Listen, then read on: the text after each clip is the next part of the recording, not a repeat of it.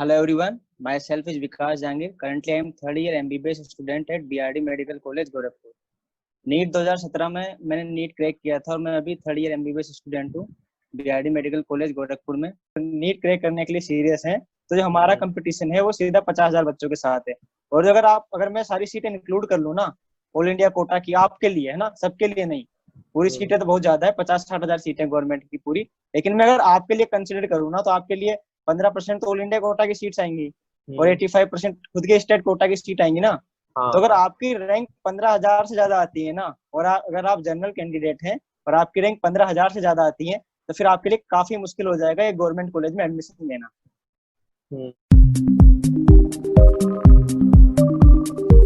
सबसे बड़ी गलती, अगर हम पहले ही ऑप्शन पे जंप कर जाएंगे ना, तो सीधा ऑप्शन पे जंप करते हैं ना बिना क्वेश्चन ध्यान से पढ़े हुए। अगर हम सीधा ऑप्शन पे जज करते हैं तो हमारा दिमाग खुद ही सिली मिस्टेक होने के चांस बढ़ जाते हैं, क्योंकि हमारा दिमाग ऑप्शन के अकॉर्डिंग ना क्वेश्चन फ्रेम करने लगता है। फिर हमें क्वेश्चन अच्छे से पढ़ना होता है।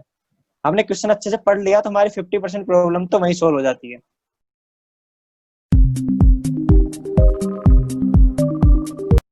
पहले नीट एग्जाम के पहले जो लास्ट 2 to 3 मंथ्स थे उनमें ये 10+R का हो गया था। मतलब कि मैं तीनों सब्जेक्ट को पढ़ता था, उसके बाद फिर क्वेश्चन प्रैक्टिस भी करता था। और क्वेश्चन प्रैक्टिस में तो टाइम का पता ही नहीं चलता है। जैसे अगर हम थ्योरी पढ़ते हैं ना तो थ्योरी तो हमें बोर लगने लगती है थोड़े टाइम बाद। लेकिन अगर हम क्वेश्चन प्रैक्टिस कर रहे हैं ना तो फिर हम आराम से 2 घंटे तक लगातार हम फिजिक्स की क्वेश्चन कर सकते हैं।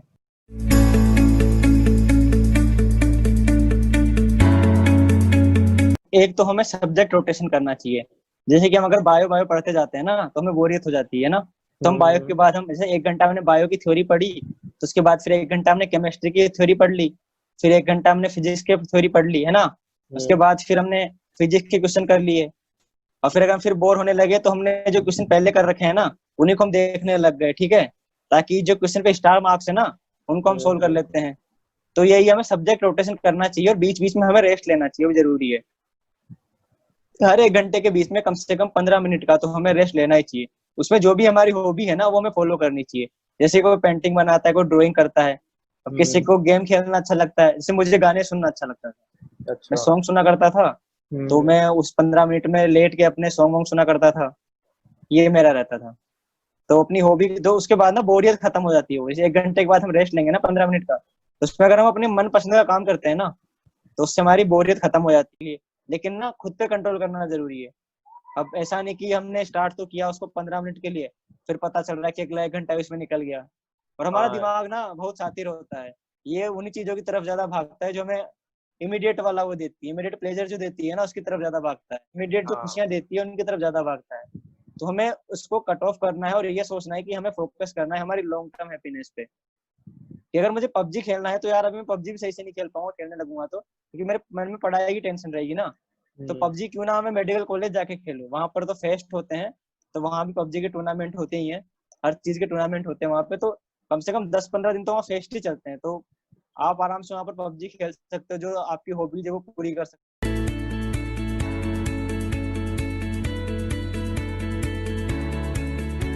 विल को अफेक्ट करने का तो ये है ना कि जैसे हम चीजों को लेते हैं ना वैसा हो जाती है। देखो अगर आपके 12th में अच्छे मार्क्स है ना तो उसको पॉजिटिव सेंस में लो कि यार कि मैंने ट्वेल्थ में अच्छा स्कोर किया है ना, तो मैं नीट में भी अच्छा स्कोर कर सकता हूँ, है ना। उसको पॉजिटिव वे में लो, उसको ओवर कॉन्फिडेंट वे में ना लो कि यार मैंने 10th 12th में 90% स्कोर किया है तो नीट तो मैं ऐसे ही क्रैक कर दूंगा, है ना। तो उसको इस सेंस में नहीं लेना है। और अगर आपके कम मार्क्स है ना तो आपको उससे बिल्कुल भी डिप्रेस नहीं होना है। एग्जाम्पल्स देखने अपने, जैसे कि मैं जिस टाइम पढ़ता था ना तो मैंने दो बच्चों के एग्जाम्पल सुने थे। उनके 12th में अराउंड एक के 58 थे और एक के 68% थे ना। 58 और 68, ये तो काफी कम परसेंट होते हैं 12th में अगर देखा जाए तो बच्चों। तो परसेंट से वो नहीं होना है कि जो हमारा टाइम है ना अभी, ये जो हमारा क्रूशियल टाइम है, अगर हम उसमें अच्छा पढ़ेंगे ना तो परसेंट मैटर नहीं करते हैं। जैसे मैं अपने बारे में खुद बताता हूँ, मेरी खुद 75% थी 12th में। तो मैं एक एवरेज स्टूडेंट ही था, लेकिन फिर भी मैंने मेहनत की तो फिर मेरा नीट में हो गया। और अगर मैं 12th की परसेंट पे रहता कि यार नहीं मेरे तो 12th की परसेंट ही या स्टेट में या जहाँ भी है वहाँ 50,000 बच्चों से कम है मेरी 12th की परसेंट ना, 50 या 1 लाख बच्चों से कम है, तो मैं तो ऐसे रेस से बाहर हूँ। तो ऐसा नहीं सोचना है हमें।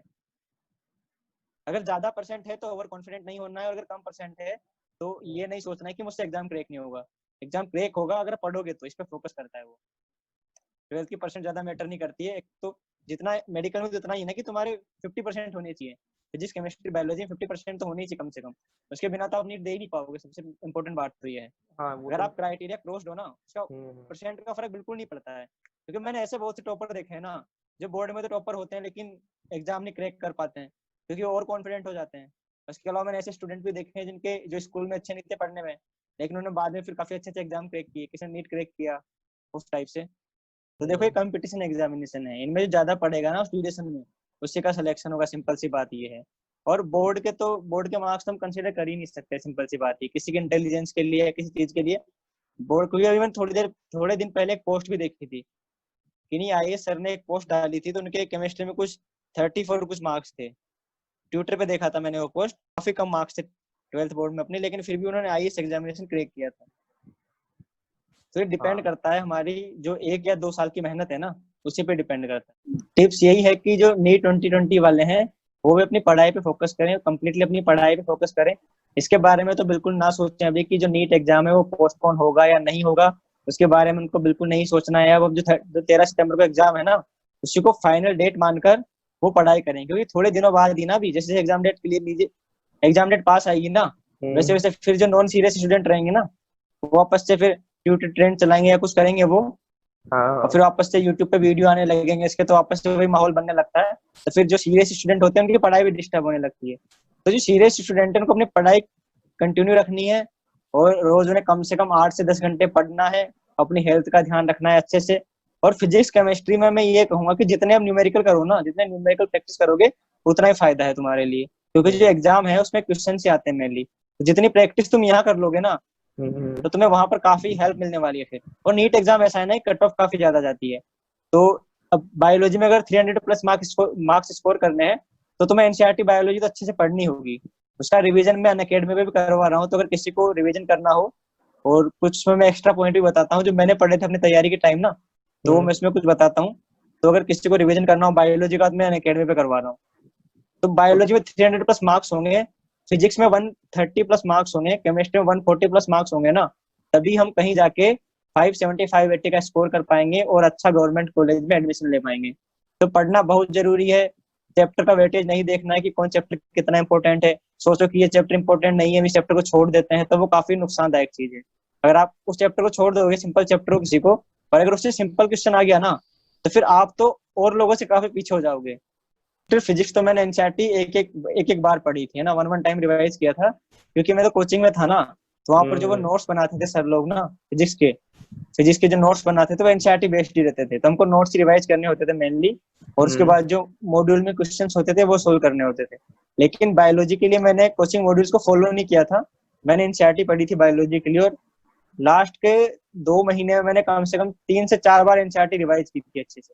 और मैं फिर हर चैप्टर पढ़ने के बाद ना, मैं हर चैप्टर से कम 100 क्वेश्चन सोल्व किया करता था, 90 या 100 क्वेश्चन सोल्व किया करता था, एक फिक्स टाइम लिमिट के साथ, स्टॉप वॉच लगा के।